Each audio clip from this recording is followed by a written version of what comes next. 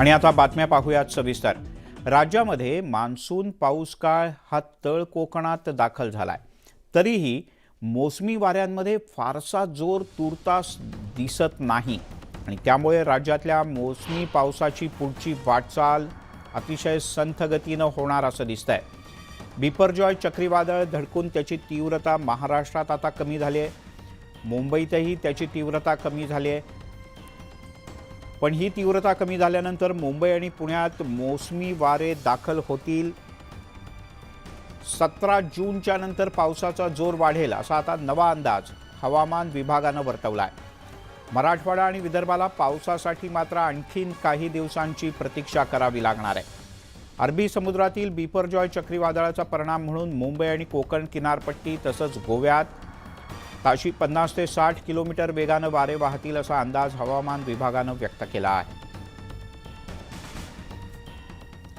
तिकडे मान्सूनपूर्व पावसानं ओढ दिल्यानं 31 जिल्ह्यांमध्ये तीव्र पाणी तूट निर्माण झाले, तर 4 जिल्ह्यांमधली तूट आणि एका जिल्ह्यात अजिबातच पाऊस नाही अशा प्रकारची स्थिती आहे। मुंबईमध्ये पावसाचं अद्याप चिन्ह नसल्यानं कुलाबा आणि सांताक्रूज या दोन्ही केंद्रांवर जी सरासरी असते त्यापेक्षा 90% कमी इतका पाऊस आत्तापर्यंत नोंदवला गेलाय। साधारण जूनच्या 15 तारखेपर्यंत मुंबईसह महाराष्ट्रात पाऊस सुरू होतो, जो अद्याप सुरू झालेला नाही। राज्यात आत्तापर्यंत केवळ 8.8 मिलीमीटर इतक्या पावसाची नोंद झाली आहे। मुंबई शहरात केवळ 6.3 तर उपनगरांमध्ये 4.2 मिलीमीटर पाऊस नोंदवला गेला आहे। त्यामुळे शहरी भागात सरासरीच्या 95% तर उपनगरांमध्ये सरासरीच्या 97% पाऊस कमी आहे।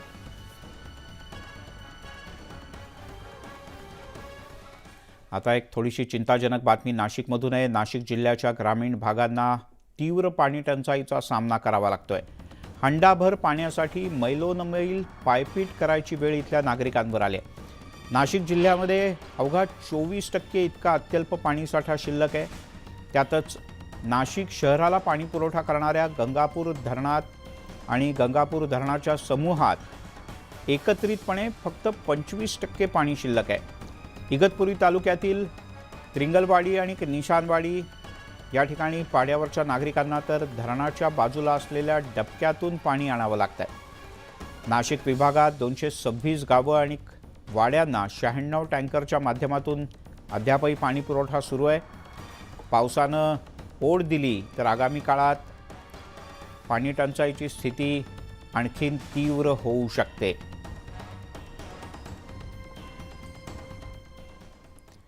तिकडे मुंबईचा बिपरजॉय चक्रीवादळाचा धोका टळला असला तरी अरबी समुद्रात चक्रीवादळ बिपरजॉय हे गुजरातच्या कच्छमध्ये आता धडकण्याची शक्यता आहे। त्याच्या प्रभावामुळे गुजरातच्या किनाऱ्याजवळ उंच लाटा उसळत आहेत। मुंबईच्या किनारपट्टीवरील शहर हाय अलर्टवर असताना गुजरातमधल्या किनाऱ्यापासून साधारण 7500 लोकांना सुरक्षित ठिकाणी हलवण्यात आलं। याचबरोबर 3ही सैन्यदलं अलर्टवर आहेत। बिपरजॉयमुळे पश्चिम रेल्वेनं गुजरातच्या किनारपट्टी भागात जाणाऱ्या 67 गाड्या रद्द करण्याचा निर्णय घेतला। आपण भर समुद्रातली ही एका जहाजावरची दृश्य पाहतो आहोत। यावरून आपल्याला अंदाज येईल की भर समुद्रात या बिपरजॉय चक्रीवादळानं काय स्थिती निर्माण झाली ते। 15 जूनला हे चक्रीवादळ कच्छला धडकेल असा अंदाज आहे।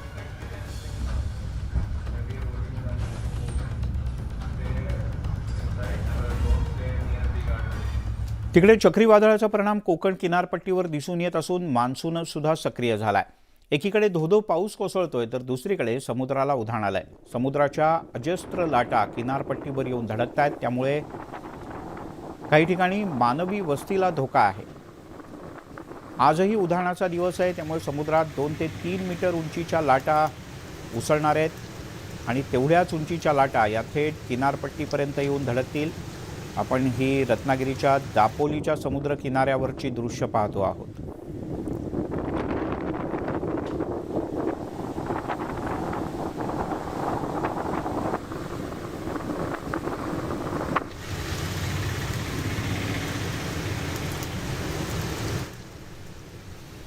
तिकडे बिपरजॉय चक्रीवादळाचा वसईच्या किनारपट्टीला तडाखा बसलाय। या ठिकाणी विजेचे काही खांब कोसळलेत, त्यामुळे वीज पुरवठा खंडित झालाय, तर काही ठिकाणी केळीच्या बागांचं मोठं नुकसान झालंय।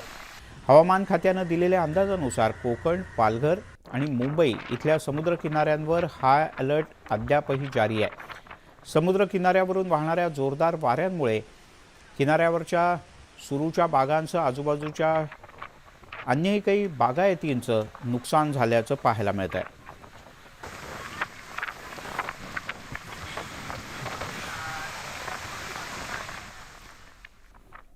वारंवार आवाहन करून काही जणांचा अतिउत्साह काही कमी होत नाही. जुहूच्या कोळीवाडा इथल्या समुद्रात सोमवारी संध्याकाळच्या सुमारास 6 जण पोहायला गेले होते. हे बुडाल्याची दुर्दैवी घटना समोर आली. सुदैवानं हे सगळेजण बुडतायत हे लक्षात येताच स्थानिकांनी धावपळ केली, पटापट पाण्यात उड्या मारल्या आणि 2 जणांना वाचवण्यात यश आलं. तर 2 जणांचे मृतदेह सापडले असून अन्य 2 जणांचा शोध युद्धपातळीवर सुरू आहे. समुद्रात बेपत्ता झाल्यांमध्ये 2 सख्खे भाऊ आहेत. त्यांचा शोध घेण्यासाठी आता नेव्ही आणि कोस्टगार्डची मदत घेतली जाते.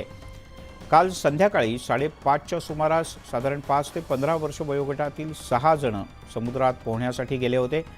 भरतीमध्ये पाण्याचा अंदाज आला नाही. पाण्याच्या लाटांसोबत ते जवळपास अर्धा किलोमीटरपेक्षा जास्त समुद्रात आत ओढले गेले. स्वतःला वाचवण्यासाठी या सगळ्यांनी आरडाओरडा केला. स्थानिक कोळी बांधवांना लक्षात येताच त्यांनी समुद्रात उड्या मारल्या. फक्त 2 जणांनाच वाचवण्यात यश आलं. बिपरजॉय चक्रीय वादळाचे परिणाम मुंबईतील समुद्र किनाऱ्यांवरती गेल्या 2 दिवसांपासून दिसून येत आहेत. आता मी जुहू चौपाटीवरती आहे आणि जुहू चौपाटीवरचं जर चित्र आपण पाहायला गेलं तर मोठ्या प्रमाणात लाटा ज्या आहेत त्या उसळताना आपल्याला पाहायला मिळत आहेत. गेले 2 दिवस अशा पद्धतीचं वातावरण जे आहे हे आपल्याला पाहायला मिळतं आहे. प्रशासनाकडनं सातत्यानं सांगितलं जात होतं की समुद्र किनाऱ्यांवरती जाणं टाळा. मात्र काल संध्याकाळच्या वेळेला जुहू चौपाटीवरती 5 जण जे आहेत हे बुडाले होते. याच्यातील एकाला स्थानिक नागरिकांनी रेस्क्यू केलं होतं. इतर 2 जे आहेत त्यांचे मृतदेह सापडलेले आहेत. 2 जणांचा शोध मोहीम जी आहे ही कालपासून जुहू समुद्र किनाऱ्यावरती होताना आपल्याला पाहायला मिळते. त्यामुळे प्रशासनाकडनं सातत्यानं सांगण्यात येत होतं की समुद्रामध्ये किंवा समुद्र किनाऱ्यांवरती जाणं टाळावं. जवळपास 4 मुलं जी आहेत ही बेपत्ता झाली होती. त्याच्यातील 2 मृतदेह जे आहेत हे सापडलेले आहेत आणि 2 मृतदेहांचा शोध जो आहे हा अद्याप घेतला जातोय.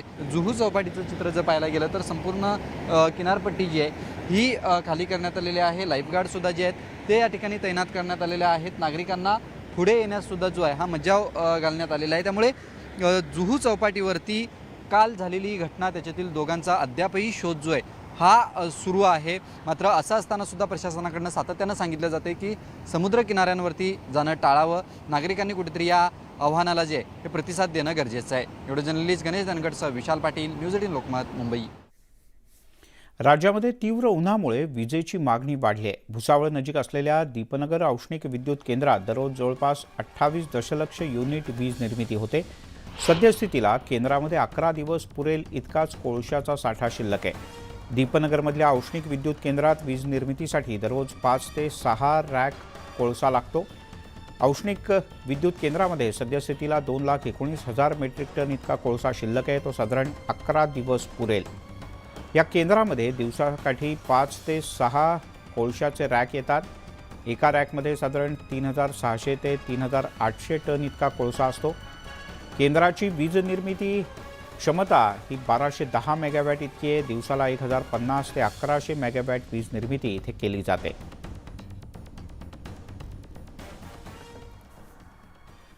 महाराष्ट्रामध्ये राबवण्यात आलेल्या एका सर्वेक्षणात राज्यातील जनतेनं पुन्हा एकदा भाजप आणि शिवसेनेच्या बाजूनं कौल दिल्याचं पाहायला मिळत आहे.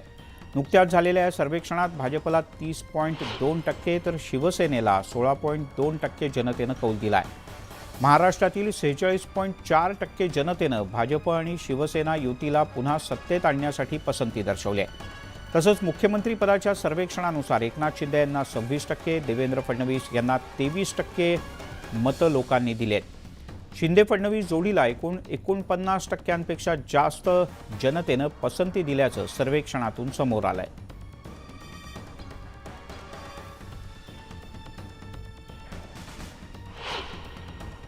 गुण नाही पण वान लागला आणि डावळ्या बाजूला पवळ्या बांधा अशी या शिंदे फडणवीस सरकारची केंद्रासोबतची दोस्ती आहे. अनेक सर्वे आले आणि त्या सर्वेनंतर मग आता आपणच सर्वे करून घ्यायचा आणि जनतेसमोर मांडून कसं मला पसंती आहे जनतेची हे दाखवण्याचा हा एक खोटा प्रयत्न आहे. आणि येणाऱ्या काळामध्ये 42पेक्षा जास्त जागा महाविकास आघाडी लोकसभेत जिंकलेल्या दिसतील आणि 200पेक्षा जास्त जागा विधानसभेत जिंकलेल्या दिसतील. एक होते शिंदे ही स्टोरी 2024 नंतर महाराष्ट्रात लिहिली जाईल. ही जाहिरात सरकारची आहे की खाजगी आहे हे आपल्याला माहिती आहे. ही जाहिरात सरकारी असेल तर त्याच्यावरती भारतीय जनता पक्षाच्या लोकांनी उत्तर द्यायला हवं. सगळ्या वृत्तपत्रामध्ये कोट्यावधी रुपये खर्च करून फक्त एका सर्वेची जाहिरात करण्यात आली आहे. कोट्यावधी रुपये खर्च करून जे कोट्यावधी रुपये नक्की सरकारचे आहेत, सरकारी तिजोरीचे आहेत, की स्वतःचे आहेत, की 2000च्या नोटा त्या चलनामध्ये आणण्यासाठी धावपळ सुरू आहे, त्या कशा केल्या जात आहेत. मागे पडले, एकनाथजी पुढे गेले, हा जो निष्कर्ष आपण लावतो या निष्कर्षाला अर्थ ठरत नाही. शेवटी शिवसेना भाजप आम्ही भाऊ म्हणून काम करता, एकत्र काम करतो आहोत आणि त्यामुळे देवेंद्रजीच्या कधी मनात येत नाही की एकनाथजी जास्त पसंती आहे की आणि एकनाथजीच्या मनात येत नाही की देवेंद्रजीला जास्त पसंती आहे. त्यामुळं दोघंही हे चांगले बॅट्समन आहे, जोरात काम करत आहे. शेवटी राज्याच्या जनतेला काय पाहिजे, कोण पुढं कोण मागे हे महत्त्वाचं नाही आहे. सत्तेपासून पैसा आणि पैशापासून सत्ता हे जे राजकारण आहे यांचं इनामिना टिकाचं, राष्ट्रवादी काँग्रेस आणि उद्धव सेनेचं हे राजकारण आम्हाला बाजूला टाकायचं आहे. मला वाटतं या सरकारने जर असाच विक्रम केला तर इनामिना टिका महाविकास आघाडी हे घरी गेल्याशिवाय राहणार नाही आणि पुढच्या काळामध्ये यांना 100चा आकडासुद्धा पार करता येणार नाही. वळूयात पुढच्या बातमीकडे. राज्यातील 21 मतदारसंघांमध्ये काँग्रेसला अतिशय सकारात्मक वातावरण असल्याचं महाराष्ट्र काँग्रेसचं निरीक्षण आहे.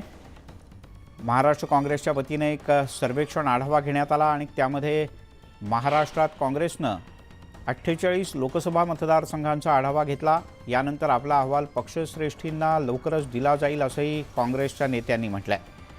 विदर्भात लोकसभेकरता 10 जागांवर काँग्रेसला परिस्थिती सकारात्मक आहे. यात गडचिरोली, वर्धा, यवतमाळ, अकोला, बुलढाणा या मतदारसंघांमधलं वातावरण सगळ्यात चांगलं आहे. तर अमरावतीची जागा काँग्रेसनं लढावी अशी मागणी कार्यकर्त्यांनी केली आहे. चंद्रपूरमध्ये काँग्रेसचे खासदार होते आणि तिथेही वातावरण सकारात्मक असल्याचं या सर्वेक्षणातून समोर आल्याचं काँग्रेसच्या नेत्यांचं म्हणणं आहे. विनोद राठोड आपले प्रतिनिधी आपल्यासोबत जोडले गेलेत. विनोद, कोणी हे सर्वेक्षण केलंय आणि काय काय माहिती या सर्वेक्षणातून समोर आली? काँग्रेस पक्षाने आगामी लोकसभा निवडणुकीच्या पार्श्वभूमीवर एक सर्व्हे केला आहे आणि काँग्रेस पक्षांकडून या सर्व्हेमध्ये जवळपास 48 जागांचा या ठिकाणी सर्व्हे केला आहे आणि त्यामध्ये 21 जागांवर काँग्रेस पक्ष सकारात्मक असल्याचं निरीक्षण त्या ठिकाणी पाहायला मिळालं आहे. खास करून विदर्भामध्ये काँग्रेस पक्षाला चांगली उसंडी त्या पाहायला मिळत आहे, कारण विदर्भामध्ये वातावरण काँग्रेस पक्षाच्या बाजूने असल्याचं बोललं जात आहे असं या सर्व्हेमध्ये नमूद करण्यात आलं आहे. एक गोष्ट या ठिकाणी पाहायला मिळाली आहे की भारत जोडो यात्रेनंतर काँग्रेस पक्षांचे जे काँग्रेस कार्यकर्ते आहेत त्यांना 4 झालं असल्याचंही या निरीक्षणामध्ये पाहायला मिळालं. त्यामुळे विदर्भात 10 जागा आणि इतर ठिकाणी 11 जागा म्हणजे जवळपास 21 जागेचं निरीक्षण काँग्रेस पक्षाच्या बाजूने असल्याचंही पाहायला मिळालं. त्यामुळे सर्व जे सर्वे केले आहेत आणि निरीक्षण जे केले आहेत त्या प्रकरणामध्ये काँग्रेस श्रेष्ठीकडे याबाबतची भूमिका मांडण्याचं काम प्रदेश अध्यक्षकडून केलं जाणार आहे आणि काँग्रेस पक्षाला सकारात्मक वातावरण महाराष्ट्रामध्ये सध्या असल्याचं या ठिकाणी पाहायला मिळत आहे असंही या ठिकाणी नमूद करण्यात आलं आहे. दुसरी महत्वाची बाब की महाविकास आघाडीमध्ये लढत असताना आता जागाची वाटाघाटीमध्ये काँग्रेस पक्षांनी ज्या 21 जागांचा उल्लेख त्या ठिकाणी केला आहे त्यापैकी काँग्रेस पक्षाला किती जागा मिळतं हे पाहणं गरजेचं ठरणार आहे. बरोबर आहे आणि लवकरच या संदर्भात एक बैठक सुद्धा होणार आहे महाविकास आघाडीची. त्यात कदाचित पुन्हा एकदा औपचारिक बोलणी लोकसभेच्या जागा वाटपांवर होऊ शकतात. विनोद, तुर्तास धन्यवाद या सगळ्या माहितीबद्दल. आपण पाहताय महाराष्ट्र अनलिमिटेड. धुळे शहरातल्या तहसील कार्यालयाच्या जवळ एक विचित्र प्रकार घडला. एका दाम्पत्यावर मनोरुग्णानं दगडानं हल्ला केल्याचा प्रकार समोर आलाय. हा सगळा प्रकार सीसीटीव्हीत कैद झालाय. हे दाम्पत्य एका ठिकाणी दुकानाच्या समोर बसलं होतं. या ठिकाणी एक मनोरुग्ण आला आणि त्यानं दाम्पत्याला काही कळायच्या आत तिथे असलेला एक भला मोठा दगड या महिलेच्या डोक्यात घातला. या हल्ल्यात महिला जखमी झाले. इथून हे दोघं जण उठून जाऊ लागताच या मनोरुग्णानं पुन्हा एकदा दगड उचलून त्यांच्या डोक्यावर घालण्याचा प्रयत्न केला. या मनोरुग्णाला ताब्यात घेण्यात आलं, मात्र कोणताही गुन्हा दाखल न करता त्याला सोडून देण्यात आलाय.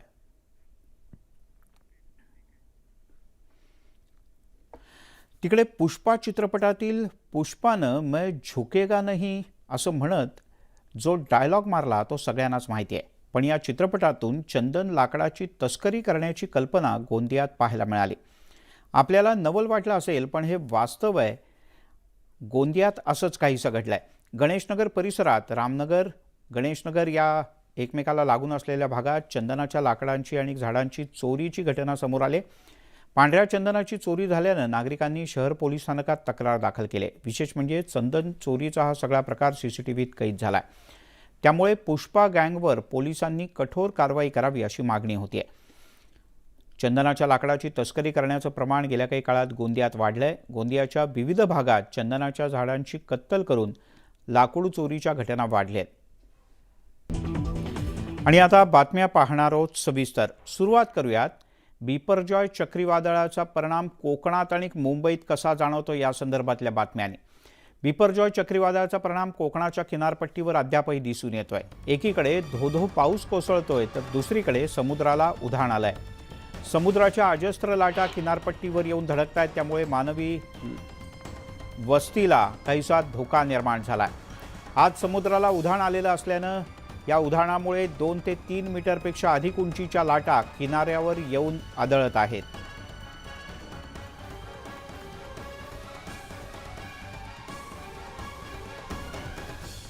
तिकडे नाशिक जिल्ह्यात याच्या बरोबर विरुद्ध चित्र आहे. पाऊस नाही, त्यामुळे पाणी टंचाई जाणवू लागली. नाशिक जिल्ह्याच्या ग्रामीण भागात पाण्याची तीव्र टंचाई जाणवते. हंडाभर पाणी मिळावं यासाठी नागरिकांना मोठी पायपीट करावी लागते. जिल्ह्यात सध्या फक्त 24% इतका पाणीसाठा आहे. शहरी भागाला पाणी पुरवठा करणाऱ्या गंगापूर धरण समूहात केवळ 25% इतकाच पाणीसाठा शिल्लक आहे. त्यामुळे आता पाणी कपातीचं संकट शहरी भागातल्या लोकांवर सुद्धा आहे. इगतपुरी तालुक्यातील रिंगलवाडी आणि निशानवाडी या पाड्यावरच्या नागरिकांना धरणाच्या जवळ असलेल्या डबक्यामधून पाणी आणावं लागतंय. धरण उशाला आणि कोरड घशाला अशा प्रकारची स्थिती झाल्यानं नागरिक हैराण आहेत. 226 गावं आणि वाड्यांना टँकरद्वारे पाणी पुरवठा होतोय. लक्ष्मण घाटोळ आपले प्रतिनिधी आपल्यासोबत जोडले गेलेत. लक्ष्मण, काय स्थिती आहे ग्रामीण भागात? किती टँकरनं पाणी पुरवठा होतोय आणि जर का पाऊस आला नाही तर जिल्हा प्रशासनानं काय नियोजन करायचं ठरवलंय? नाशिक जिल्हा खरं तर धरणांचा जिल्हा म्हणून ओळखला जातो. मात्र याच धरणांच्या जिल्ह्यामध्ये सध्या मोठ्या प्रमाणात दुष्काळजन्य परिस्थिती पाहायला मिळते. ज्या इगतपुरी तालुक्यामध्ये सर्वाधिक धरणं आहे त्याच इगतपुरी तालुक्यातील निशानवाडी आणि त्रिलंगवाडी हे जे 2 पाडे आहे, या पाड्यांवरच्या लोकांना धरणावरती जाऊन धरणाने तळ गाठलेला आहे. अशा परिस्थितीमध्ये ज्या ठिकाणी पाणी आहे त्याच्यापासून 10 फुटांच्या अंतरावरती खड्डा खोदून त्या ठिकाणी झिरपलेलं पाणी, धरणातलं पाणी जे आहे ते काढून हंडाभर पाण्यासाठी तब्बल 2-2 तास जे आहे ती रांगेमध्ये थांबावं लागतं. पहाटे 4 वाजेपासून या महिला दुपारपर्यंत पाण्याची साठी वाट बघत असतात, तर रात्री उशिरापर्यंत पाण्याच्या प्रतीक्षेमध्ये या सगळ्या महिला असतात. अशी सगळी परिस्थिती नाशिक जिल्ह्याच्या ग्रामीण भागात आहे. तर धरणांचा जर विचार केला तर जवळपास 22 धरणं आहे. 22 धरणांपैकी 3 ते 4 धरणांनी तळ गाठलेला आहे, अर्थात त्याच्यामध्ये 0% इतकं पाणी आहे. तर 6 धरणांचा आकडेवारी जर बघितली तर त्यामध्ये केवळ 4%, 5% इतक्या प्रमाणामध्ये पाणी शिल्लक आहे. त्यामुळे आता जिल्हा प्रशासनाकडनं जर पुढच्या आठवडाभरात पाऊस पडला नाही तर या संदर्भात कशा प्रकारचं नियोजन असणार आहे याबाबतची बैठक जी आहे ती येत्या 2 दिवसात पालकमंत्र्यांच्या उपस्थित होईल. मात्र प्रशासनाला अपेक्षा आहे की या आठवड्याच्या शेवटी पावसाला सुरुवात होईल आणि समाधानकारक पाऊस या जिल्ह्यात पडेल. त्यामुळे आता प्रतीक्षा पावसाची असली तरी नियोजन महत्त्वाचं असणार आहे. ठीक आहे लक्ष्मण, तुर्तास धन्यवाद या माहितीबद्दल. आपण अपेक्षा करूयात की शहरी भागातले नागरिक सुद्धा अतिशय जपून पाणी वापरतील आणि त्यामुळे पाण्याची बचत होईल. आणि जर का पाऊस लांबला, शक्यतो लांबणार नाही पण पाऊस लांबला तर निश्चित पाणी कमी असल्यामुळे, म्हणजे नाशिकच्या धरण समूहातच पाणी कमी असल्यामुळे या विभागात मोठी पाणी टंचाई निर्माण होऊ शकते. संपूर्ण अमरावती जिल्हाच नाही तर मध्य प्रदेशातील गोरगरीब रुग्णांच्या उपचाराचं महत्त्वाचं ठिकाण म्हणजे अमरावती जिल्हा सामान्य रुग्णालय. पण या रुग्णालयात सध्या रुग्णांचे प्रचंड हाल होत आहेत. एकाच बेडवर 2 ते 3 रुग्णांना झोपवावं लागतंय. तर बेड नसल्यानं जमिनीवर सुद्धा झोपून रुग्णांवर उपचार करावे लागत आहेत. काही रुग्ण वॉर्डाच्या बाहेर पॅसेजमध्ये झोपतायत अशी अवस्था पाहायला मिळते. रुग्णालयात मोठ्या प्रमाणात घाणीचं साम्राज्य सुद्धा पसरलेलं आहे आणि या सगळ्या अव्यवस्थापनामुळे इथे येणारे नागरिक अतिशय त्रस्त आहेत. अमरावती जिल्ह्यातच नव्हे तर आसपासच्या जिल्ह्यातून सुद्धा या अमरावतीच्या जिल्हा सामान्य रुग्णालयात मोठ्या संख्येने रुग्ण उपचारासाठी दाखल होतात. मध्य प्रदेशाचे सुद्धा काही रुग्ण जे आहेत ते इथे येऊन उपचार घेतात. मात्र या रुग्णालयाची आपण अवस्था पाहू शकतो. मी सध्या जिल्हा सामान्य रुग्णालयाच्या वार्ड नंबर 6 मध्ये आहोत. या ठिकाणी आपण पाहू शकतो की या ठिकाणी एका बेडवर किमान 2-2, 3-3 रुग्ण जे आहेत ते त्यांना झोपवण्यात आलेलं आहे. काही रुग्णांना जागा न मिळाल्याने त्यांना खाली बेडवर खाली देखील 2-2 रुग्ण झोपवण्यात आलेला आहे. एवढंच नव्हे तर काही रुग्णांची अवस्था अशी आहे की त्यांना बेड सुद्धा मिळालेला नाही. हा रुग्ण आहे आपण पाहू शकतो की इंट्राकॅडाला लागलेली आहे. मात्र या रुग्णाला गादी सुद्धा मिळालेली नाही आहे. हा रुग्ण आपण पाहू शकतो की हे 2 रुग्ण जे आहे ते एकाच बेडवर झोपलेले आहे. एकूणच जर परिस्थिती बघितली तर अतिशय भीषण परिस्थिती जी आहे ती या रुग्णालयाची आहे. बेड नाही या रुग्णांना. अनेक रुग्ण असे आहेत की जे 8-8, 10-10 दिवसापासून या ठिकाणी ऍडमिट झालेलं आहे. मात्र त्यांचं ऑपरेशन झालेलं नाही आहे. माझ्यासोबत हा रुग्ण आहे. मला सांगा दादा, तुम्ही कधी ऍडमिट झाले आणि काय प्रॉब्लेम आहे? मैं 4 तारीख को यहाँ भर्ती हुआ अमरावती में, एरविन में. 4 तारीख से अभी तक के ऑपरेशन नहीं हुआ. ऑलरेडी 2 रॉड है हाथ में, तीसरा टाका लगते. तकलीफ में बहुत है. बाकी डॉक्टर एक बार आते फिर दूसरे दिन सवेरे आते. इतनी प्रॉब्लम है यहाँ पे. एक बेड पे 3-3 सोना पड़ रहा है. पानी नहीं है, पानी की सुविधा नहीं है और इतनी परेशानी. पेशेंट इतने गर्मी में पड़े, कोई कूलर नहीं, ना पंखा नहीं, तो पानी नहीं, पंखे है तो बंद पड़े हैं. इतनी परेशानी. 2 दिवसापूर्वी या रुग्णालयात आमदार बच्चू कडू यांनी भेट दिली होती. मात्र 2 दिवसात या हॉस्पिटलमध्ये सुधारणा होईल असं आश्वासन जे आहे ते या ठिकाणचे जिल्हा शल्य चिकित्सक यांनी दिले होते. मात्र 2 दिवस झाले तर या ठिकाणी कुठल्याही प्रकारची सुधारणा झालेली नाही आहे. या ठिकाणी अस्वच्छता जर बघितलं तर अस्वच्छतेने कळस गाठलेला आहे. त्या माझ्या बाजूला आपण पाहू शकतो की या ठिकाणी शौचालय आहे. त्या शौचालयात जर बघितलं आपण तर मोठ्या प्रमाणात घाण जे आहे ते घाण साचलेली आहे. या ठिकाणी रुग्ण जे आहे रुग्णांवर आपण पाहू शकतो. हा तुमचा रुग्ण आहे. नेमका कायचा प्रॉब्लेम आहे आप क्या बताएंगे? नमस्ते सर. जैसा हमने इनको 2 दिन से एडमिट करे तो 2 दिन से इनको एक ही बेड पे 2-2 पेशेंट, ये पैरालिस पेशेंट है. आप उन लोगों को बोल रहे हैं कि भाई इनको अलग से पलंग दो, तो पलंग नहीं दे रहे. उसके बाद में उनको उठाने बिठाने की इतनी तकलीफ है. क्या वो उधर पेशाब घर जाके देख लो आप, नीरा सड़ा हुआ पड़ा हुआ है और नीरा साफ सफाई कुछ भी नहीं है और पेशाब पूरा यहाँ पे पड़ा हुआ है. बोलो तो कोई सुनवाई नहीं है सर. और ये एकूणच जर बघितलं तर या रुग्णालयात साफसफाईसाठी लाखो रुपये देऊन कंत्राट दिलं जातं. मात्र साफसफाईकडे दुर्लक्ष आहे. या ठिकाणी त्यामुळे अतिशय वाईट स्थिती आहे या रुग्णालयाची. जिल्हा प्रशासनानं, पालकमंत्र्यांनी याकडे गांभीर्यानं लक्ष देण्याची गरज आहे. लोकप्रतिनिधी जर का गंभीर नसतील तर प्रशासन काय करणार? हतबलच असणार किंवा त्याला काहीच पडलेली नसणार आणि सर्वसामान्य रुग्णांचे मात्र हाल होणार, अशा प्रकारची स्थिती आहे. न्यूज 18 लोकमत आपल्या परीने याचा पाठपुरावा करेल. वळूयात पुढच्या काही बातम्यांकडे.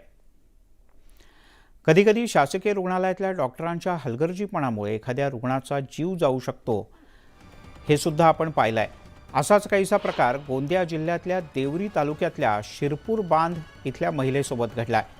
शिल्पा मेश्राम यांना गर्भाशयाच्या शस्त्रक्रियेकरता देवरी इथल्या ग्रामीण रुग्णालयात दाखल करण्यात आलं होतं. डॉक्टरांच्या सल्ल्यानुसार शिल्पा मेश्राम यांनी देवरी इथल्या ग्रामीण रुग्णालयातच शस्त्रक्रिया केली. मात्र 2 दिवसानंतर त्यांची प्रकृती खालावली. अखेर प्रकृतीत सुधारणा न झाल्यानं या महिलेचा उपचारादरम्यान मृत्यू झाला आहे.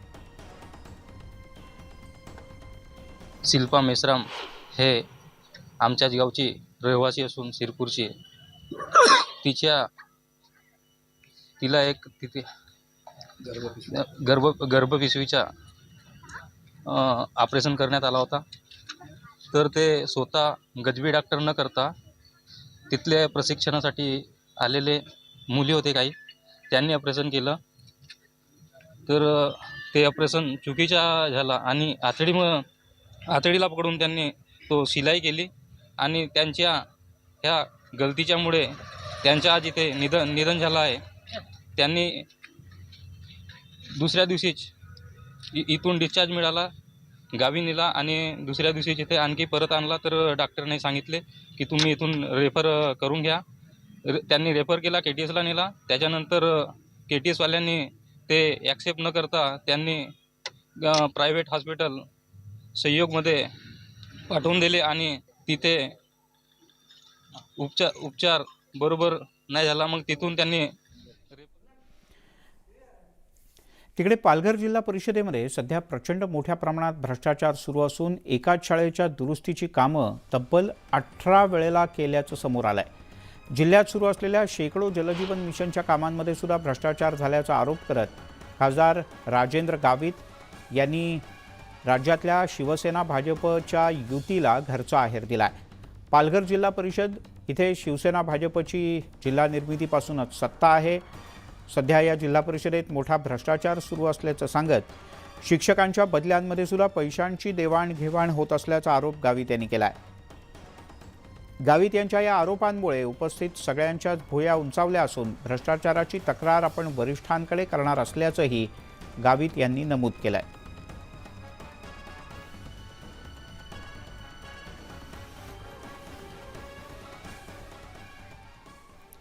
नांदेड जिल्ह्यातील नायगावमध्ये कृषी विभागाच्या सतर्कतेमुळे 60 लाख रुपये किमतीचं सोयाबीनचं बोगस बियाणं जप्त करण्यात आलंय. बियाणं घेऊन जाणारा ट्रक देखील जप्त करण्यात आलाय. नायगाव तालुक्यातील कोलंबी इथे सोयाबीनचं बनावट बियाणं तयार करून ते विक्रीसाठी नेलं जात होतं. गोदावरी सीड्स अँड बायोटेक नावानं हे बनावट बियाणं सापडलंय. या प्रकरणी कृषी विभागाच्या अधिकाऱ्यांच्या तक्रारीनंतर कंपनीच्या विरोधात गुन्हा दाखल करत 1 कोटी रुपयांचा मुद्देमाल जप्त करण्यात आलाय. या प्रकरणी पोलिसांनी एकाला ताब्यात घेतलं असून पुढचा तपास सुरू आहे.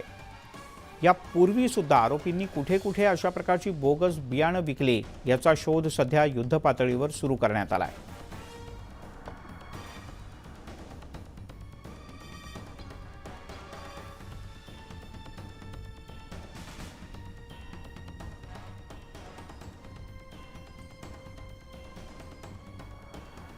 SD वरपडे तालुका कृषी अधिकारी नायगाव यांनी तक्रार दिली की यातील आरोपी पंडित भागोजी कछवे यांनी सुमारे 45 टन सोयाबीन बियाणं हे बोगस बियाणं पॅक केलेलं आहे. रिलीज ऑर्डर न घेता विक्री करत असल्याचे त्यांना दिसून आले आहे. त्यानुसार त्यांनी नायगाव पोलीस स्टेशनला तक्रार दिली. बियाणे कायदा 1966 चे कलम 7 व बियाणे नियंत्रण आदेश व अत्यावश्यक वस्तू कायदा 1955 या कलमानुसार गुन्हा दाखल करण्यात आलेला आहे. हे जे गोदावरी आणि आता पुढे काही काळ बातम्या वारीच्या. मज बसवेना घरी वाट पाहे श्री हरी. मज बसवेना घरी वाट पाहे श्री हरी. आली पहा दारी हे पांडुरंगा. हे पांडुरंगा. हे पांडुरंगा. हे पांडुरंगा.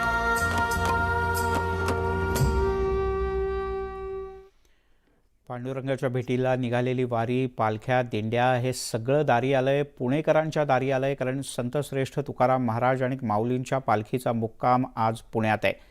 तुकोबारायांच्या पालखीचा मुक्काम नानापेठ इथल्या निवडुंग मंदिरात आहे, तर माऊलींच्या पालखीचा मुक्काम भवानी पेठेतल्या पालखी मंदिरात आहे. आणि या दोन्ही संतश्रेष्ठांच्या पालख्या पादुका या पुण्यनगरीत आल्यामुळे सध्या पुण्यात प्रचंड उत्साहाचं वातावरण आहे. पुणेकर भक्तिभावानं या वारकऱ्यांच्या सेवेत सध्या रममाण झाले आहेत.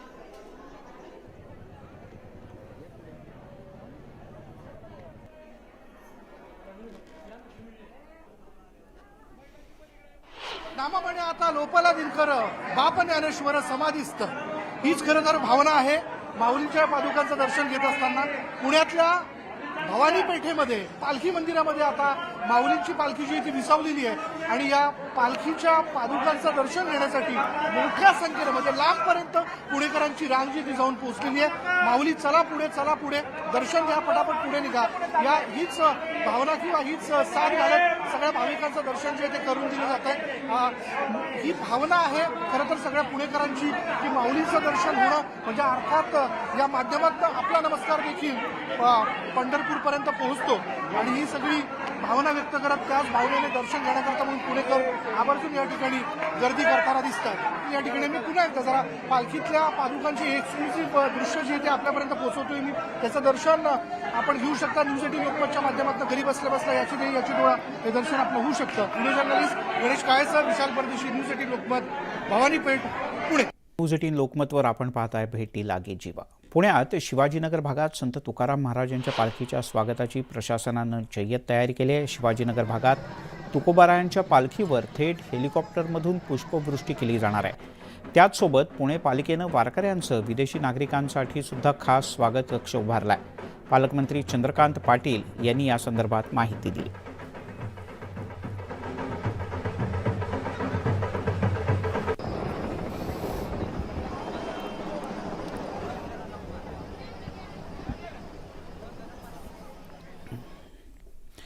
संत तुकाराम महाराज यांची पालखी 15 जूनला दौंडच्या यवतमध्ये दाखल होणार आहे. पालखीच्या स्वागतासाठी ग्रामस्थांच्याकडून जय्यत तयारी सुरू आहे. एकाच वेळेला 1000 वारकऱ्यांच्या आंघोळीची व्यवस्था, मोबाईल चार्जिंगची सोय यासह इतर अनेक प्रकारच्या व्यवस्था इथे करण्यात आल्या आहेत. कालभैरवनाथाच्या मंदिरात वारकऱ्यांचा मुक्काम आणि आरामाची व्यवस्था असते. यावलमधल्या तयारीचा आढावा घेतला आहे आमचे प्रतिनिधी सुमित सोनवणे यांनी पाठवलेली ही दृश्य आपण पाहतो आहोत. हा तयारीचा आढावा, विशेष व्यवस्था, खास व्यवस्था आहे ही आंघोळीची की कमीत कमी वेळात अधिकाधिक वारकऱ्यांना आपली आन्निका आवरता येतील.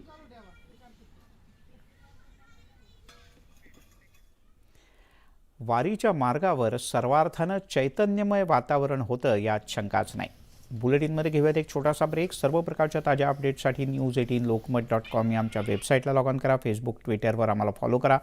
आमच्या यूट्यूब चॅनलला सबस्क्राईब करा.